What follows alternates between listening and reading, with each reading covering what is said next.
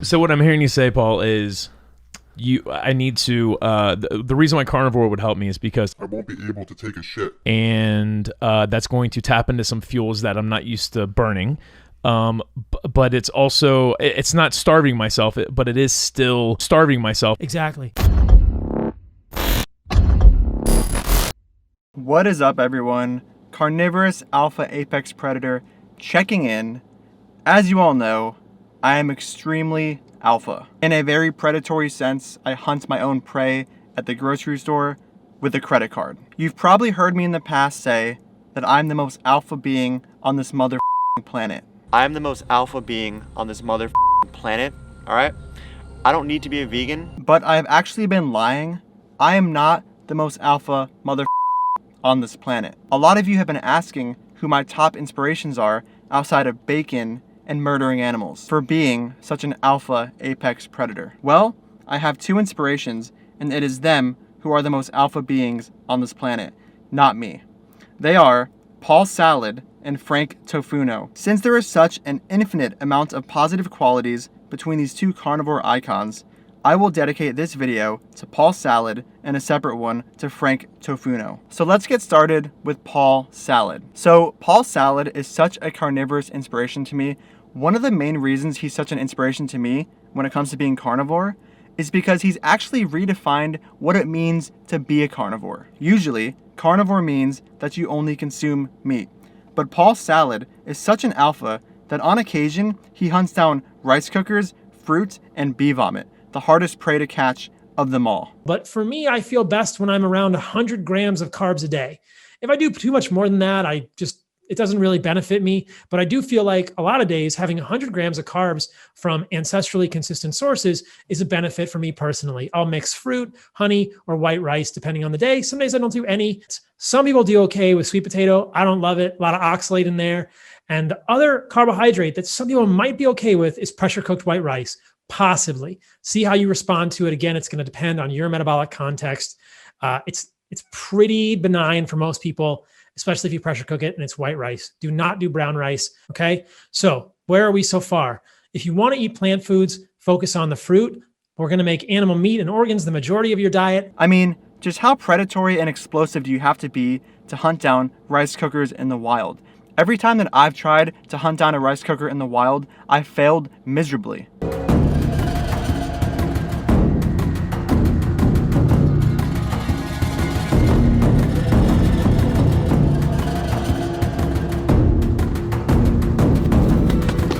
I'm thinking the reason I've never seen other carnivorous predators, such as lions, hunt down rice cookers in the wild is because there was just none of them who are as alpha as Paul Salad, and therefore lack the explosive ability needed to hunt down a rice cooker. Like, let's look at the prey that a lion ends up hunting down and compare those to the prey that Paul Salad hunts down, rice cookers. Now, don't get me wrong, that buffalo certainly looks like a hard prey to take down, but look at this rice cooker.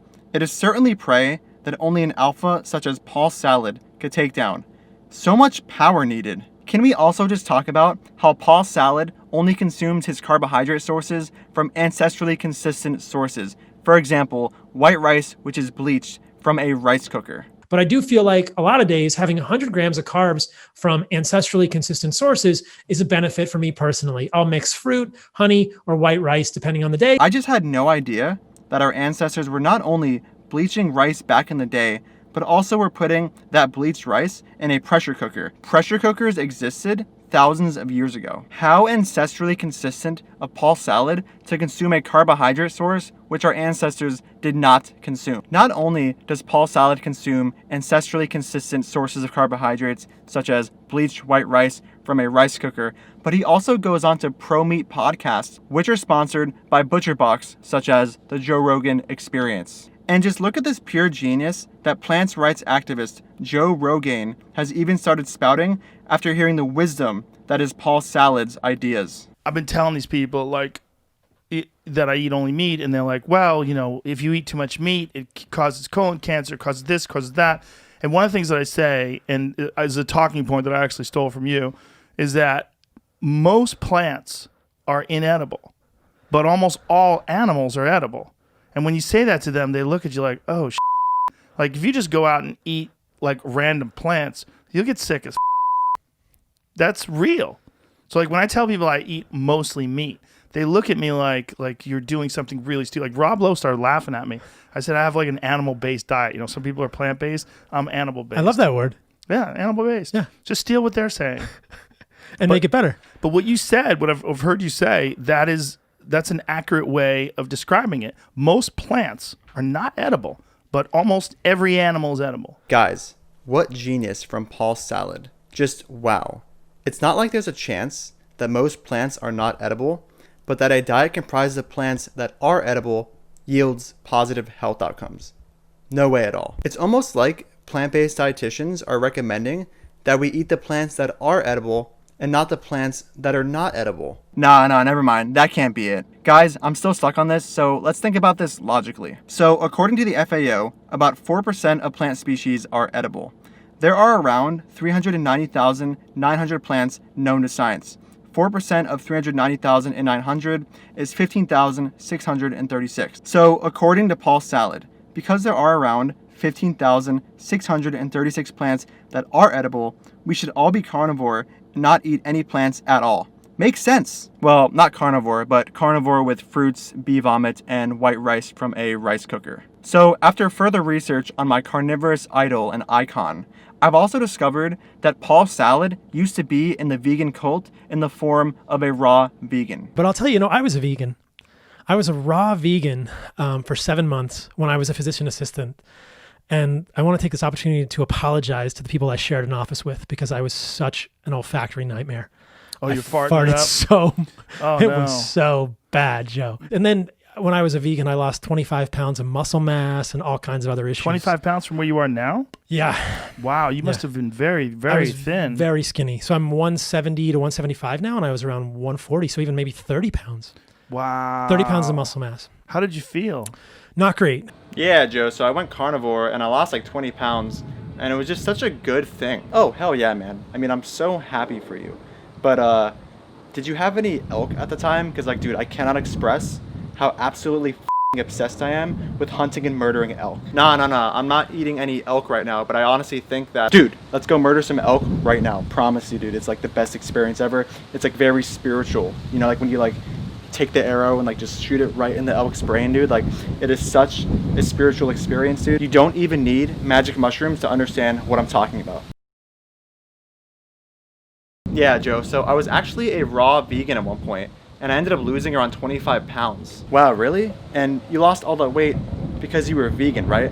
Like there's no way that you could have lost 25 pounds of muscle because you were under eating. It was only because you were vegan, right? Like 25 pounds of muscle loss is just what happens when you go vegan, period. Like there's no way you can go vegan and not lose 25 pounds of muscle. Well, I think it was actually because of the oxalates, and you had no elk, right? Well, no, I just told you I was a raw vegan, so you gotta elk, man. You gotta elk. That's a verb. You gotta elk. You need to elk. Yeah. Anyway, man, I'm glad that you lost 20 pounds on the carnivore diet and, 20 pounds in a good way. But I'm not so happy about how you lost 25 pounds on the vegan diet. And it's pretty obvious to me, although I'm very biased against vegans, it's pretty obvious to me that I should probably just attribute right now the 25 pounds of weight loss inherently to the vegan diet.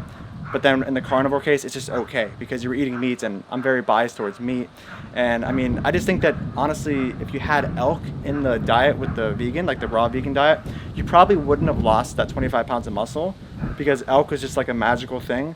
And I've never actually cited science to support this belief, but I'm just telling you right now, bro, like if your raw vegan diet had elk in it, I swear you would not have lost those 25 pounds. You know what I mean? Yeah, exactly. So tell me, Paul, what are you eating now on your all meat diet? Yeah, so only meat, which includes rice, fruit, and bee vomit. Oh, so rice, fruit, and bee vomit. That's all meat, right? Yeah. It's not starving myself, but it is still starving myself. Exactly. Dude, even vegans don't get your weird, stupid wannabe sense of irony here. Who is your audience?